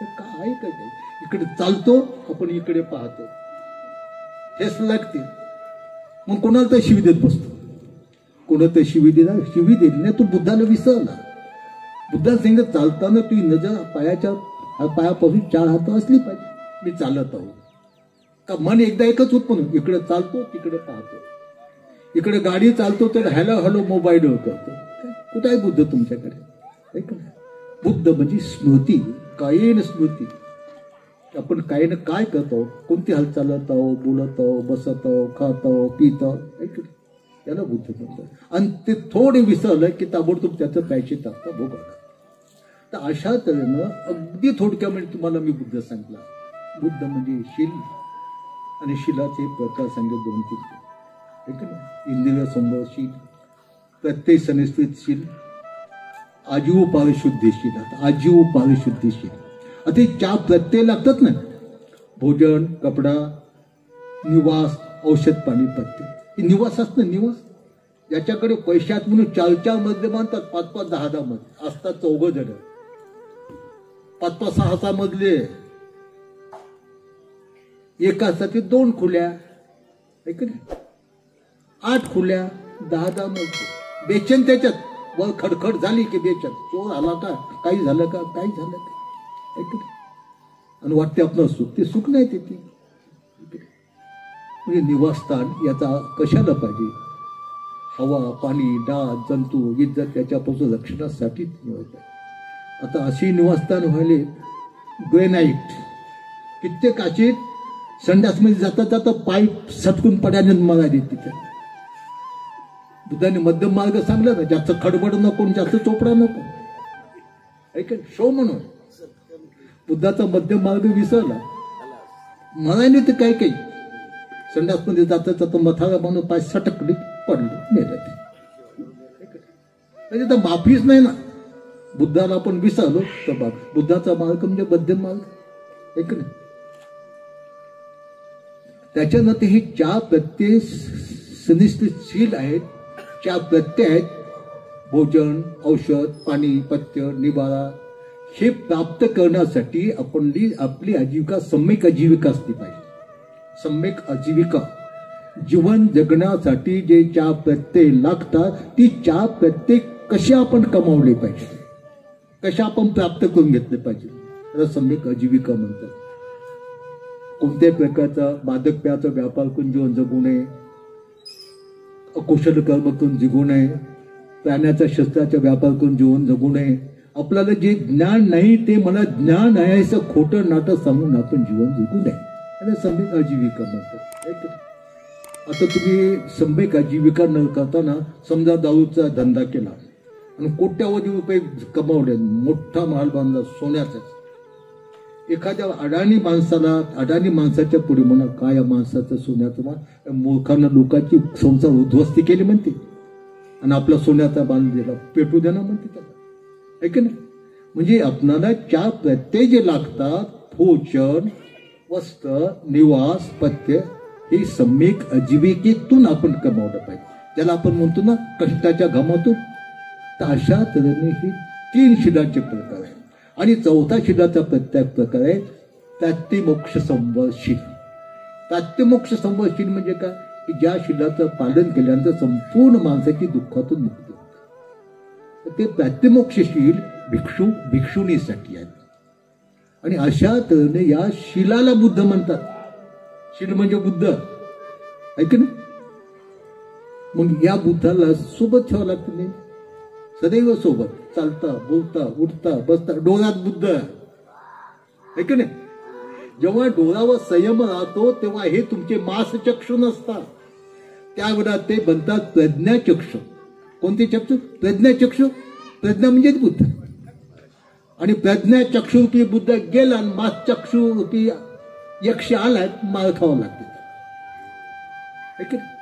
तर अशा प्रसंगी अशा करणं आपणाला सर्व दुःखातून मुक्त व्हायचं असेल कामास्तव भवास्तव अविद्यास्तव दृष्टी असतं या संपूर्ण चित्तमनातून या अस्तवातून मुक्त व्हायचं असेल तर आपल्यामध्ये श्रद्धा पाहिजे लक्ष श्रद्धा आणि ती श्रद्धा स्थान कोणतं असायला पाहिजे? बुद्ध धम्म संघ. माणसाचं श्रद्धास्थान बुद्ध धम्म संघ. आणि बुद्ध धम्म संघ म्हणजे काय? शील समाधी प्रयत्न.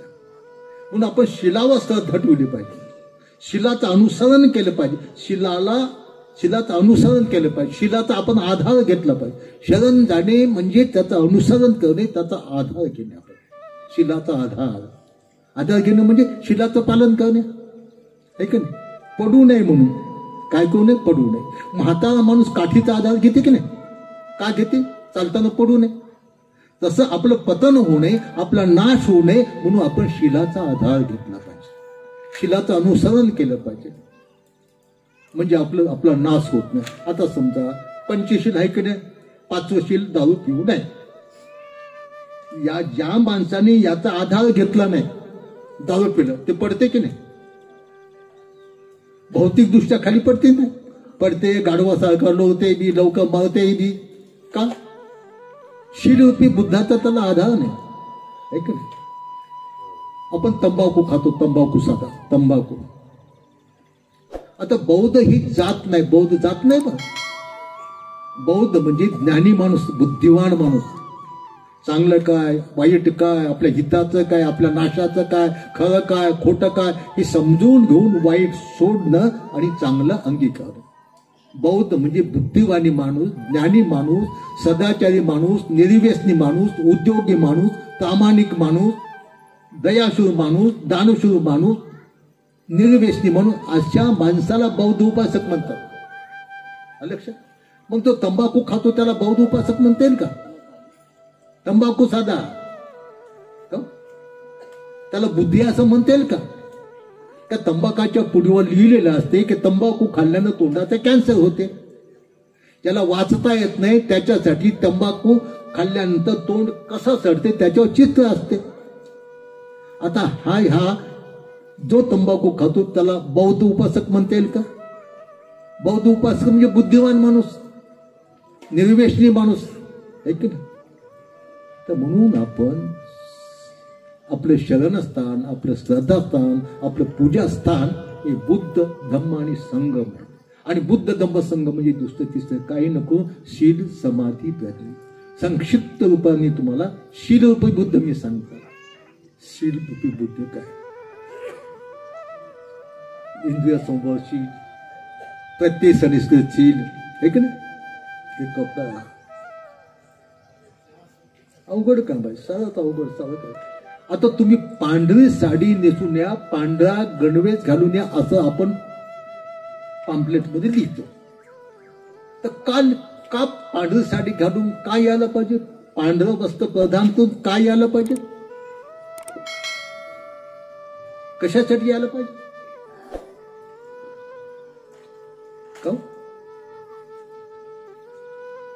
त्याचं कारण काय? ते आपण समजलं पाहिजे ना. तर प्रत्येकाला कारण आहे. भगवंतानं एक महान सिद्धांत शोधून सांगितला, प्रत्यक्ष समुत्पाद सिद्धांत, कार्य कारणी भाव. आपण म्हणतो कार्यक्रमाला शुभ्र वस्त्र परिधान करून या. मग शुभ्र वस्त्र परिधान का केलं पाहिजे? त्याच्यातून काही शिकता येते का? त्याच्यातून काही? आता भिक्षुणी हे काशाय वस्त्र का परिधान केलं पाहिजे? याला काय अर्थ आहे? याला काय कारण आहे ना? काशाय म्हणजे क्लेश. काशाचा अर्थ क्लेश, राग, द्वेष, लोभ, मोह.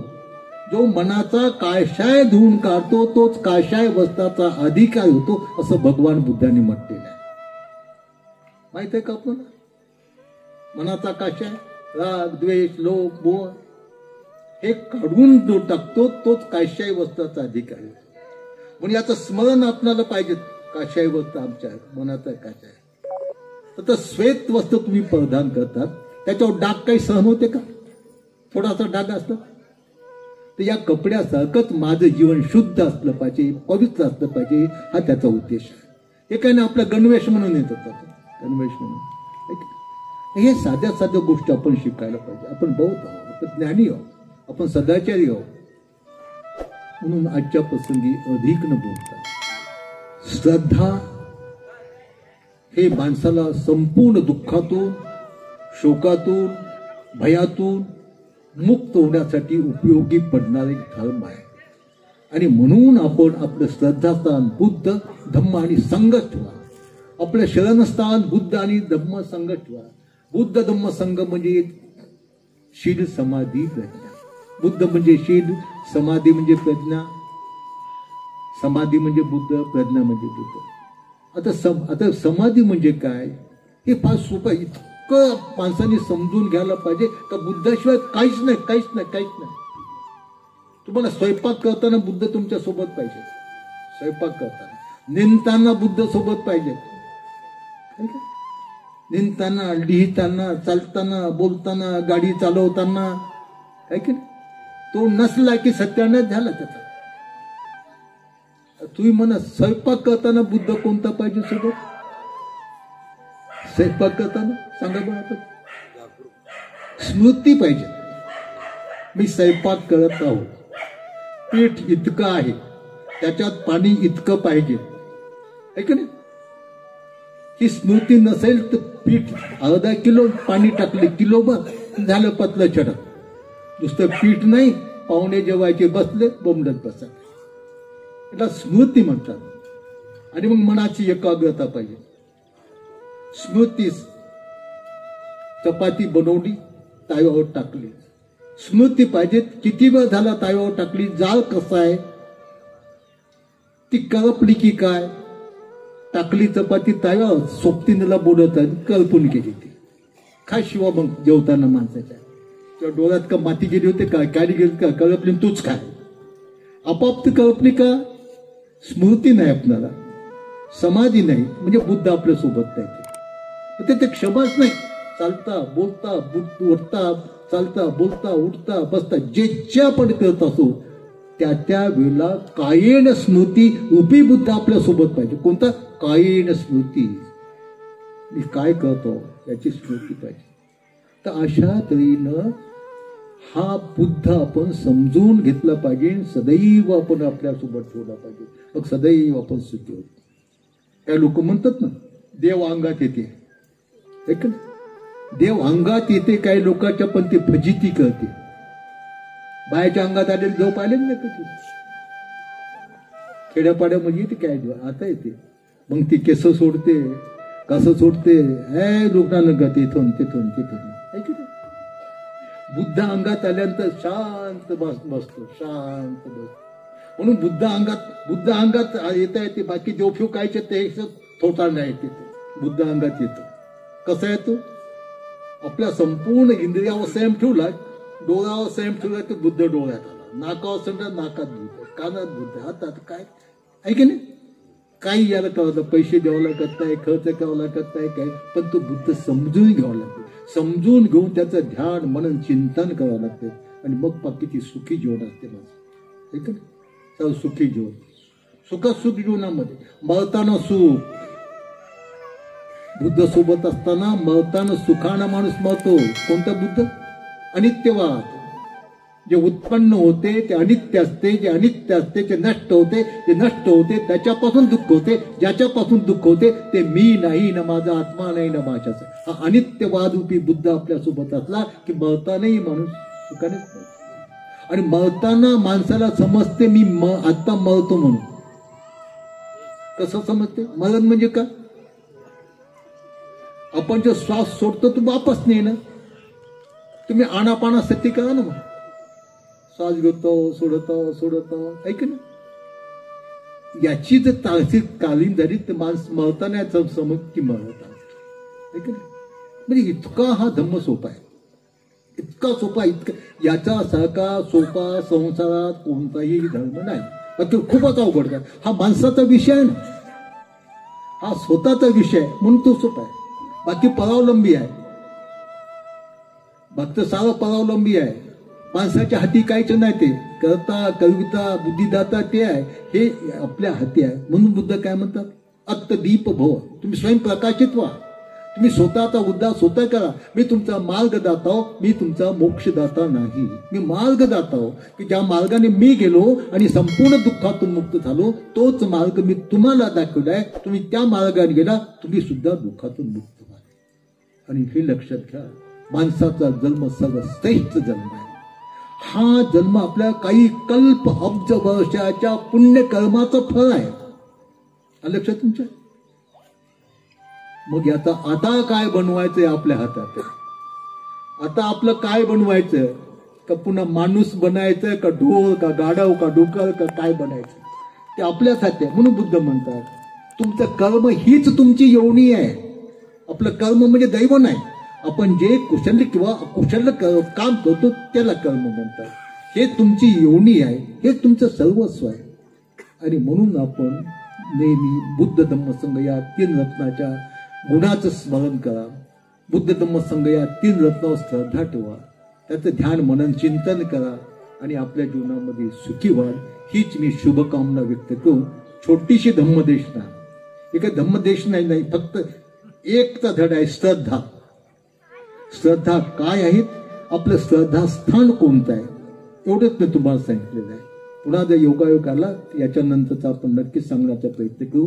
आपण शांत चित्तानं स्मृती जागृत ठेवू, श्रद्धायुक्त मनानं धम्मदेशना ऐकली, समजून घेतली, त्याप्रमाणे वागा आणि आपलं कल्याण करून घ्या. हीच मी शुभकामना व्यक्त करून छोटीशी माझी धम्मदेशना समाप्त करतो. भवतु सबमंगलं, सर्वांचं कल्याण.